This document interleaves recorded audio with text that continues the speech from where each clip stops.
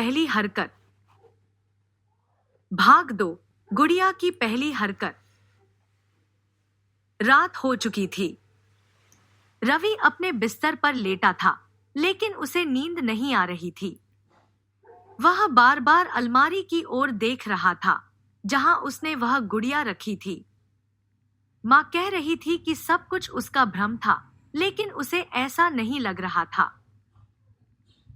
कुछ देर बाद हल्की हल्की ठंडी हवा कमरे में बहने लगी।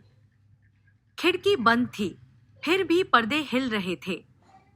अचानक अलमारी के अंदर से खट खट की आवाज आई।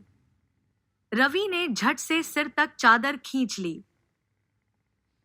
थोड़ी देर बाद आवाज बंद हो गई।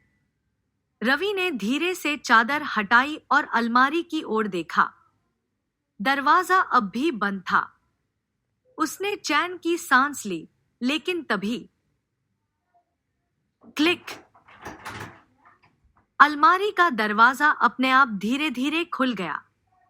रवि की आंखें डर से फैल गईं। अंदर रखी चीजें ज्यों की त्यों थी, लेकिन गुड़िया अब वहां नहीं थी। रवि का दिल जोर जोर से धड़कने लगा।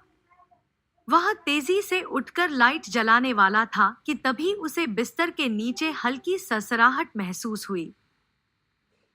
उसने हिम्मत जुटाकर नीचे झांका और उसका कलेजा मुंह को आ गया। गुड़िया वहीं थी, सीधे उसकी ओर घूरते हुए। रवि ने डर के मारे जोर से चिल्लाया, मां!